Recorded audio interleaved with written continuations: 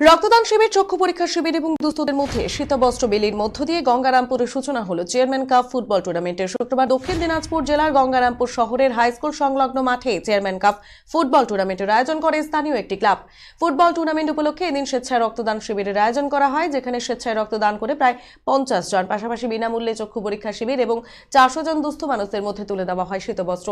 এদিনের উদ্বোধনী অনুষ্ঠানে হাজির ছিলেন গঙ্গারামপুর পৌরসভার চেয়ারম্যান প্রশান্ত মিত্র, ভাইস চেয়ারম্যান জয়ন্ত দাস সহ অন্যান্য বিশিষ্টজন এবং ক্লাব কর্তারা।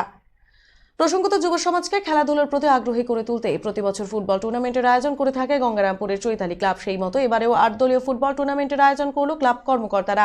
শুক্রবার সমাজ সেবামূলক কর্মকাণ্ডের মধ্য দিয়ে সূচনা হলো ফুটবল টুর্নামেন্টের। পাশাপাশি এদিন সন্ধ্যায় বহিরাগত শিল্পীদের দ্বারা সাংস্কৃতিক অনুষ্ঠানের আয়োজন করেছেন ক্লাব কর্মকর্তারা।